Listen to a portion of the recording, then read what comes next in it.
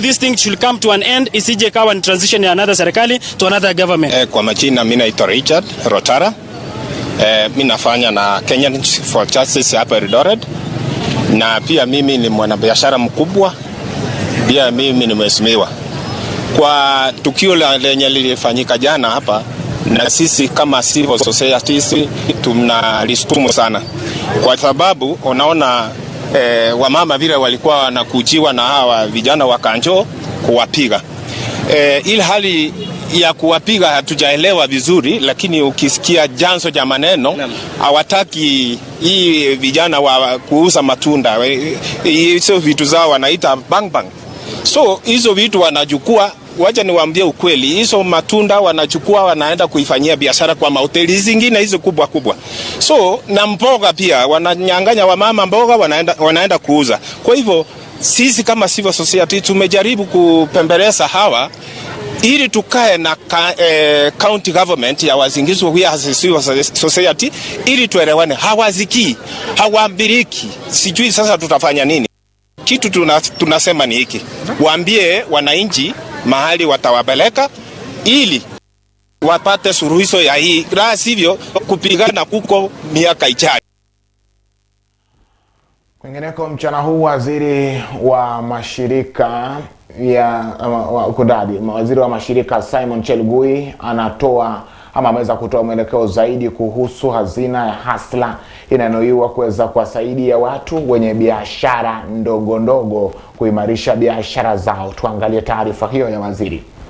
The personal finance product between 500 shillings and 50,000 will be available for lending. It will be repaid in 14 days and the 8% interest rate will be calculated on pro rata basis or on a daily basis. The other revolutionary aspect of the fund is the saving component. Everyone borrows, every time one borrows, 5% of the amount goes to a saving scheme where the money earns interest. In addition, for every shillings two saved, the government adds 1 shilling. This will of course boost national savings and also provide those who borrow from Hustlers Fund some cushion for a rainy day. Unlike many financial products that require a lot of paperwork, guarantors or collateral, among other hurdles, borrowers will face no such roadblocks.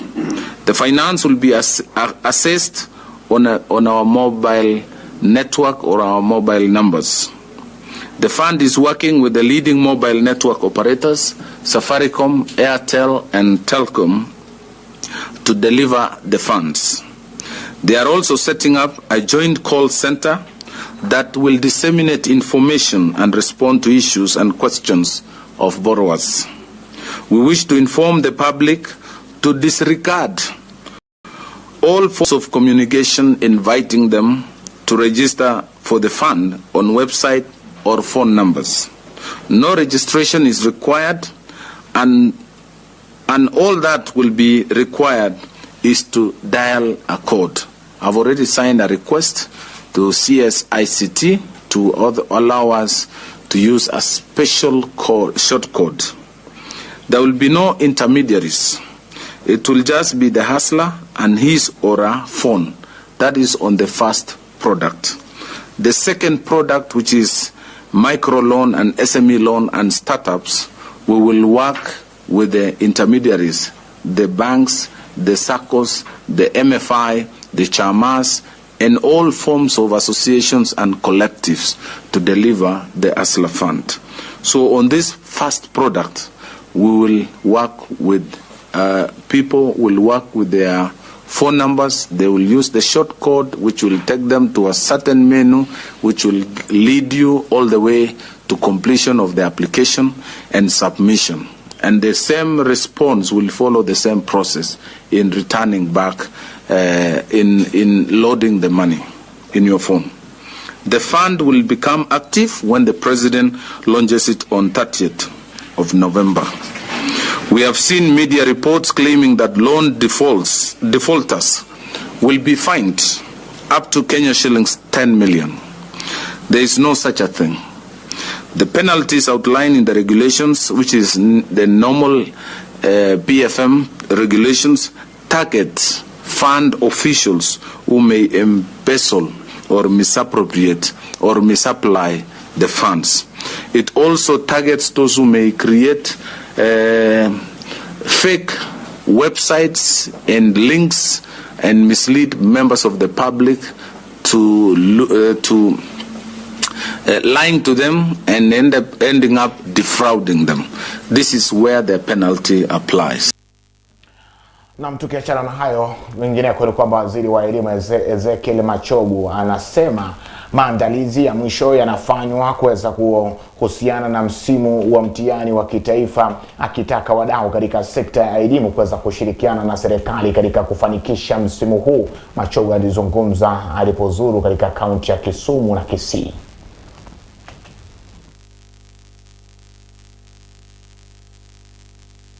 We have been able to send out the papers to the 493 distribution and storage centers in each and every part of the country. This is an assignment, an exercise that the entire government is involved. My colleagues in the cabinet will be involved in this. We now have our center managers in each and everywhere. The principals, the head teachers are the center managers. We are also sending the security personnel to man each and every center.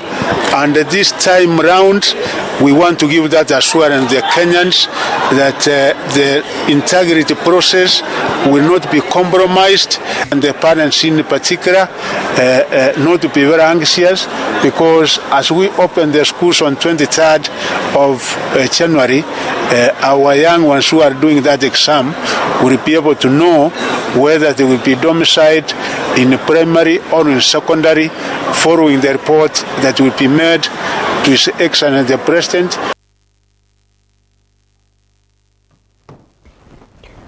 Na bila shaka tuwaombe dua ya rai na akili tambuzi ama akili tambuzi mtazamaji wa tahini wote katika mitihani ambayo inakaribia juma lijalo. Mtazamaji, tuendelee na taarifa zetu ambapo hatimaye bunge la kaunti ya Busia liweza kuidhinisha majina ya watu 10 waliopendekezwa na gavana wa kaunti hiyo Daktari Paul Otuoma kuweza kuhudumu kwenye baraza la mawaziri, huku baadhi ya wawakilishi wadi wakiweza kuwataka mawaziri hao kuweza kuwajibikia majukumu yao. Wawakilishi wa wadi katika bunge la Busia wakiongozwa na Dennis Okinda wa Matayos Kusini na wakilishi mteule Monica Omlungala na Concepta Omondi walisema kuwa licha ya mawaziri hao kuwa na tajriba ya kutosha katika majukumu waliopewa, ni sharti tuweze kufanya kazi kwa bidii na kuweza kuhakikisha kuwa wenyeji wa Busia wanapata huduma.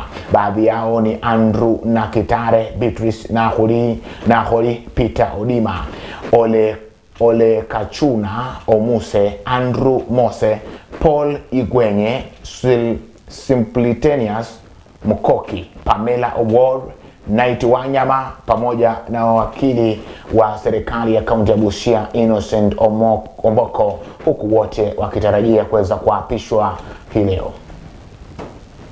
I want to say that may God bless all of us. Thank you so much. Clerk, read out the next one. Item number 9 is the motion that is chairperson of business committee. Junior Andrew Leso to serve as the CC member in charge of. Sababu wakati huu tuko na changamoto nyingi kama watu wa Busia, lakini wale ambao wamechaguliwa tuko na imani kwamba watatusaidia. Kwa mfano, Mheshimiwa Naibu Gavana, Mheshimiwa Thawadera amepewa ile wizara ya maji, unyunyiziaji na natural resources. Tuko na imani kubwa sana na yeye kwa sababu changamoto ya maji Busia iko, na yeye ni mtu ambaye kuna ustadi mwingi sana. Ukiangalia mama kama Beatrice Nahori yule ambaye amepewa wizara ya afya, ni mtu ambaye tunategemea sana na tunajua kuna uwezo, na tumeona kama kwamba hospitali zetu madawa imekuwa changamoto, kwa na shida ya madaktari, wafanyakazi kwa ujumla. Mambo ya barabara tumesema hiyo ndio changamoto kubwa. Wakiingia ofisini mara moja tuanze kufanya kazi. Busia tuko nyuma. Kwa kaunti 47 sisi tunafikiria tuko namba 44. kumaanisha kwa counties ya Kenya mzima tuko kwa international boundary, tuko na resources ya kutosha, tuna income ya kutosha, lakini hizi pesa zilikuwa zinalala kwa mfuko ya watu binafsi. Tumeona mama mwenye amechukuliwa kwa finance amesema atakuwa pesa haitachukuliwa hivi hivi. Pesa itakuwa inalipwa direct kwa account za county. Tunaomba iwe hivyo. Tunaomba pia health section yenye imedhoofika zaidi iangaliwe kwa undani, kwa sababu mimi kwa nasema kama mama, tukizaa kuna ile pesa 5,000 au zaidi yenye inalipwa na serikali kwa sisi kuongeza uzazi katika Busia County Referral Hospital na zingine. Heko kubwa kwa gavana kwa kazi nzuri ambayo amefanya, na sisi kama MCS tumepitisha so that waende kwa ofisi waanze kufanyia watu wa Busia kazi. Mnavyojua ni kwamba tangu gavana achukue hatamu ya uongozi bado kazi haijaanza kufanyika kwa ground, na tunahitaji CCs wako in place, chief officers wako in place, budget iundwe hata kama supplementary mwanzo, kazi ianze. Wananchi wa Busia wanataka.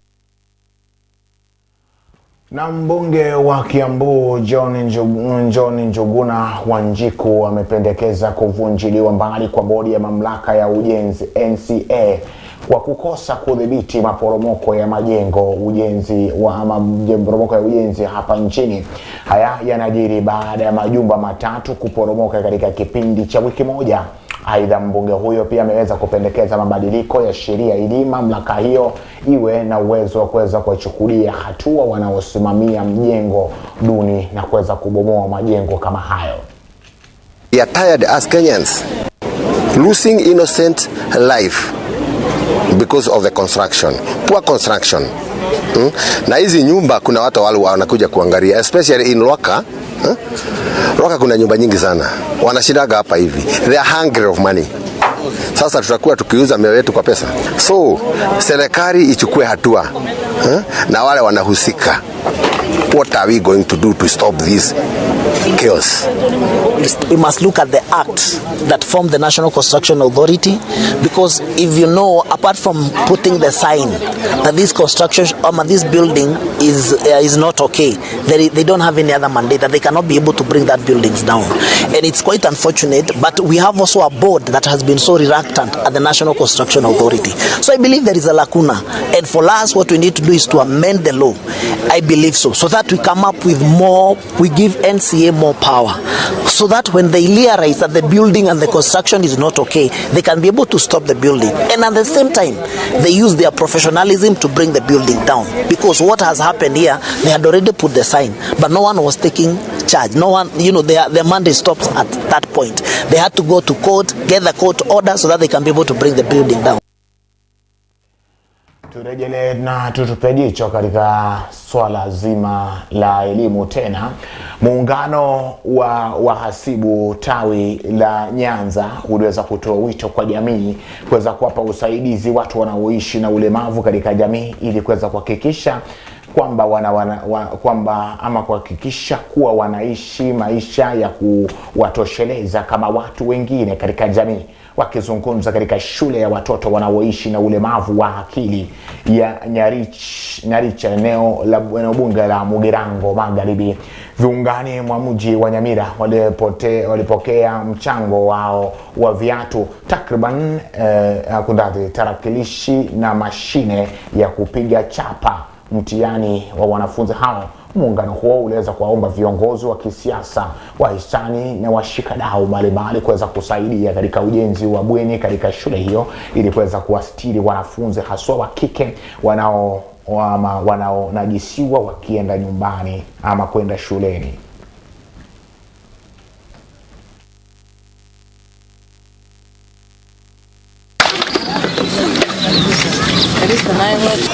When we came here, another critical challenge that we came across is that the girls get defiled. They come from far, and on their way here or when they are at home, they get defiled. So they requested, the pupils themselves requested that we should have, or if possible, they should have a dormitory. We are here to say that we want them to have a chance, an equal chance in the society, just like any other children, any other child out there. Many a times these children, from the issues we have observed, they are defiled, they go through issues that not any other child would go through. We would wish as a school that we have a dormitory that will keep these girls and boys in school so that they don't face those challenges that they have. Besides that, we also have a building that has been here for a while that was started by the Ministry of Education.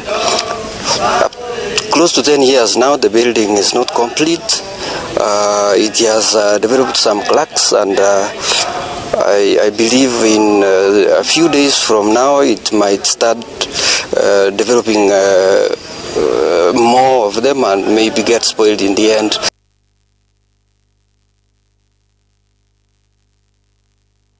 Na kwingine kwenda bara la Afrika kwa mara nyingine tena likaambulia patupu katika kongamano la mabadiliko ya tabia nchi linalokamilika hii leo huko katika eneo la Sharm el Sheikh, Misri. Hii ni baada ya mwafaka kutopatikana kuhusu swala la ufadhili wa hasara na uharibifu kwa mataifa yanayoathirika na mabadiliko ya tabia nchi.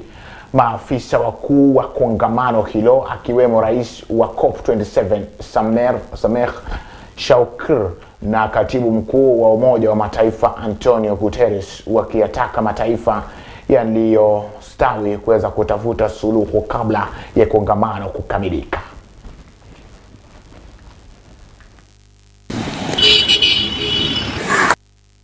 At this late stage of the COP27 process, there are still a number of issues where progress remains lacking, with persisting divergent views amongst parties.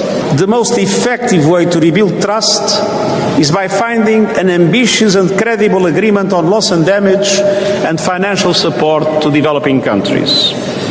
The time for talking on loss and damage finance is over. We need action. Developed nations must not ignore the demand from developing nations to establish a loss and damage finance facility to help developing nations recover from the adverse effects of climate change. We cannot continue to deny climate justice to those who have contributed least to the climate crisis and are getting hurt the most. Now is a moment for solidarity. We do have to go forward with at the very least, a political announcement of intent, because that is what is needed. The political will to take loss and damage forward. Well, the cover text still needs a tremendous amount of work. We are not in a position to say that this is enough of a common ground to agree upon.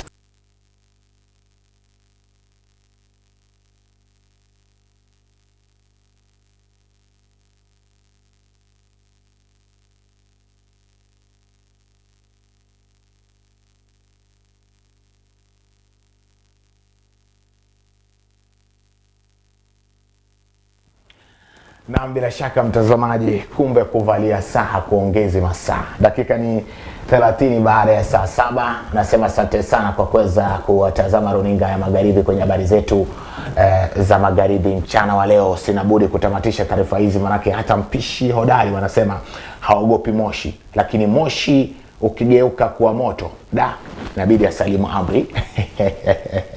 Nashukuru jopo zima alilofanikisha taarifa hizi, akiwemo mpiga picha wangu ambaye anajulikana kama Johnson, mwelekezo wangu na msalishaji wa taarifa hizi Isaac Opilo, na mhariri wa habari zetu za Magharibi mchana wa leo James Wekesi. Mimi siku zote naitwa Pati Kanga, na huwa nakwambia nikiondoka kwamba wacha jana yako na wacha leo na kesho yako iwe tofauti na jana yako. Tukutane jioni. Kwaheri kwa sasa.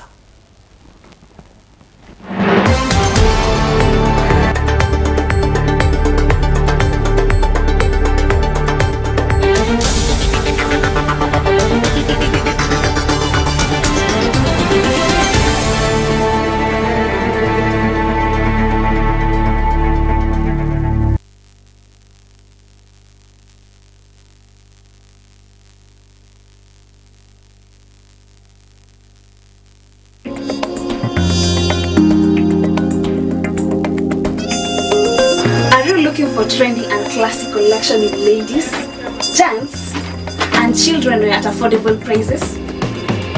It's elegant, smart, flashy, looking gorgeous for every lady out there.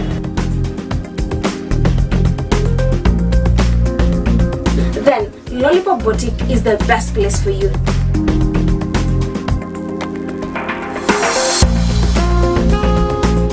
Giving you the elegant look that brightens your day.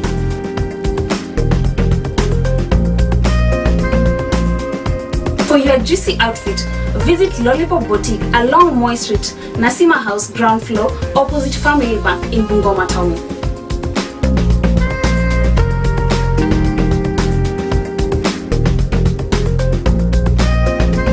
For more information, call us on 0721 414212.